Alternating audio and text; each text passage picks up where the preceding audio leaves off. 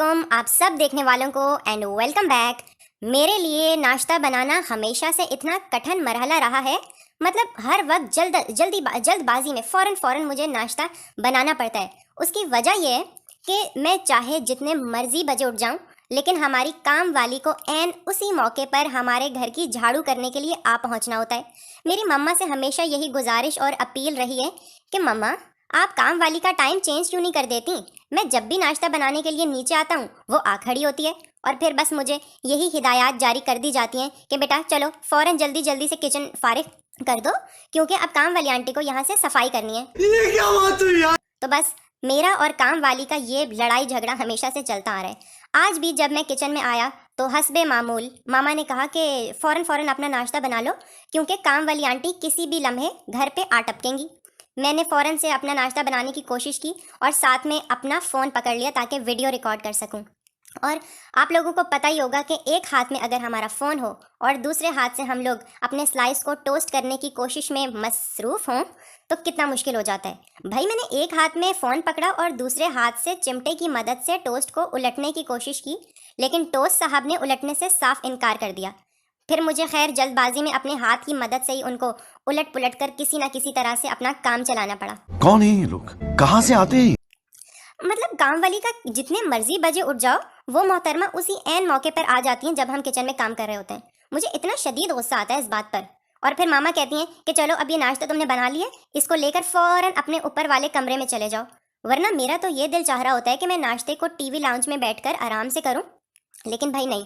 सुबह सवेरे तो उस मोहतरमा का हमारे पूरे घर में दंदनाना ज़रूरी होता है। हर तरफ वो घूम फिर रही होती हैं और कोई टाइम उनका फिक्स नहीं है।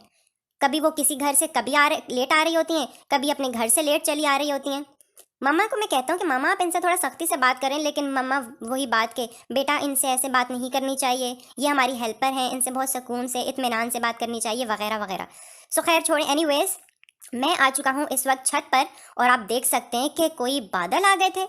इतनी काली काली घटाएं आ चुकी थी कि लग रहा था किसी भी लम्हे बहुत ज़ोरों शोरों की बारिश होने वाली है। और जब भी ऐसा मौसम होता है और मैं छत पर आ जाता हूँ तो हर तरफ छतों पर लोग, बच्चे, कोई अपनी साइकिल चला रहा होता है, कोई अपनी स्कूटी चला रहा होता है। और ये देखें, ये सामने वाले लोगों ने इस ग्रीन वाले कपड़े के नीचे मुर्गियाँ पाल रखी हैं। इनके घर बहुत सारी मुर्गियाँ हैं जिन्होंने इनकी छत का कबाड़ा कर रखा है। हमारा भी दिल चाहता है कभी कभी कि कोई पालतू जानवर होना चाहिए छत पर, लेकिन मम्मा कहती हैं कि उसकी देखभाल कौन करेगा, उसका ख्याल कौन करेगा, उसकी सफाई कौन करेगा, उसको खाना पीना कौन देगा।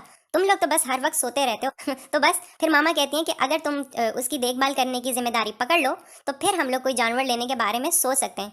और बस फिर बात हर दफ़ा इसी तरह आई गई हो जाती है। अच्छा, अब बादलों से याद आया कि आप लोगों को पता ही होगा कल परसों इस्लामाबाद में कितनी ज़्यादा बारिश हुई है। हर तरफ सैलाब आ चुका है, लोगों के घर टूट फूट रहे हैं, घरों के अंदर पानी दाखिल हो गया है और काफ़ी अमवात भी हुई हैं। और वो गाड़ी की वीडियो देखी आप लोगों ने इंटरनेट पर? दो गाड़ियां इस तरह खिलौने की तरह बहती चली जा रही हैं पानी के फ्लो के साथ कि अल्लाह माफ़ करे। पता नहीं, मैं ये सोच रहा था कि उन पानी के अंदर लोग तो डूब के मर रहे होंगे, लेकिन वो गाड़ी के अंदर भी तो लोग बैठे हुए होंगे। और इसके साथ साथ मैं आप लोगों से ये भी रिक्वेस्ट करूँगा कि प्लीज़ टर्की के लिए दुआ करें। टर्की में इस वक्त बहुत ज़ोरों की आग लगी हुई है और लोग मर रहे हैं, जानवर मर रहे हैं। पता नहीं काफ़ी एरियाज़ में 30 डिस्ट्रिक्ट टर्की के वो आग की लपेट में आ चुके हैं। सो यहाँ पर मैंने परिंदों के लिए पानी रख दिया था, बाजरा रख दिया था। आपको मालूम है ये मेरी रोज़ की रूटीन है और ये काम करना मैं कभी नहीं भूलता। मामा भी मुझे कभी कभार याद करवा देती हैं कि बेटा आज छत पर पानी और बाजरा आप नहीं रख कर आए हो, मैंने देखा था, जाओ जाकर रख कर आओ फ़ौरन। फिर मैं थोड़ा सा मामा को नखरे दिखाता हूँ, लेकिन फिर चला जाता हूँ। और पानी और बाजरा रखने के बाद अब मैं आ चुका हूँ नीचे।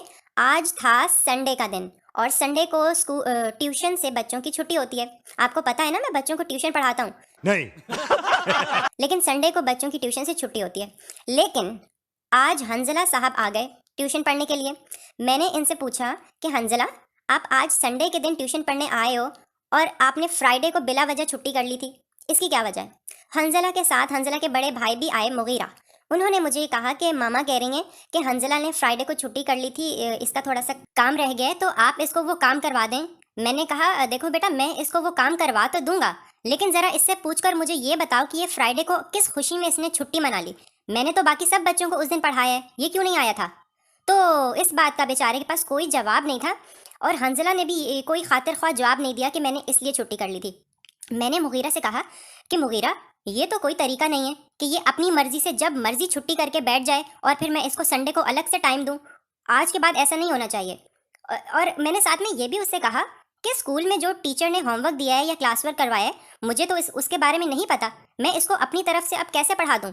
तो फिर खैर उसने कहा कि वो बाबा ने फ़ोन पर टीचर से बात कर ली थी, उन्होंने ये कहा है कि मैथ्स का टेस्ट होगा मंडे को, तो बस आप उसकी इसको थोड़ी बहुत तैयारी करवा दें। तो खैर फिर मामा मेरी कहने लगी कि बेटा करवा दो, कोई बात नहीं।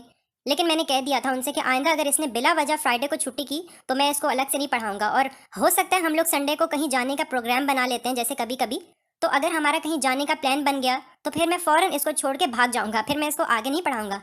तो खैर फिर लेकिन हंजला को मैं बिठा लिया था, उसको थोड़े बहुत कॉन्सेप्ट मैंने समझाना शुरू कर दिए थे। आजकल बच्चों का ये रूटीन है और उनका बिल्कुल पढ़ाई की तरफ ध्यान ही नहीं जाता, जब मर्जी छुट्टी करके बैठ जाते हैं।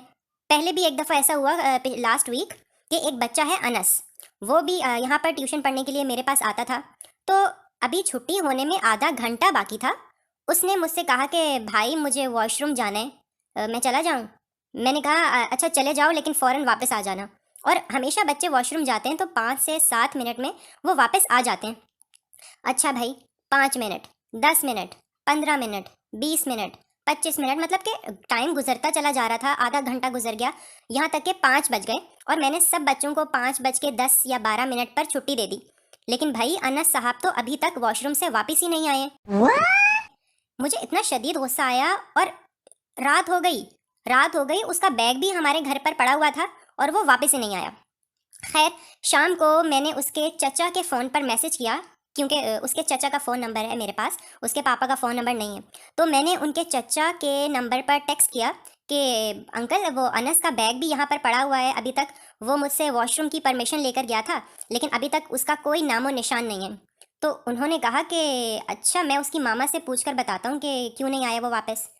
लो भाई, वो दिन भी गुजर गया और मंडे आ गया।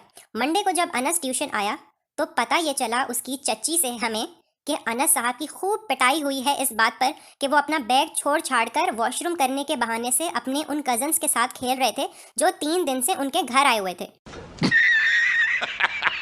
मतलब कि बहुत उसकी पिटाई हुई है कि तुमने क्यों इस तरह से ट्यूशन स्किप कर दिया। और मैंने भी उससे आके खूब पूछा कि तुमने छुट्टी की तो की कैसे, आइंदा मैं तुम्हें कभी ट्यूशन जाने के लिए मतलब ट्यूशन के दौरान वॉशरूम जाने की इजाज़त बिल्कुल नहीं दूंगा।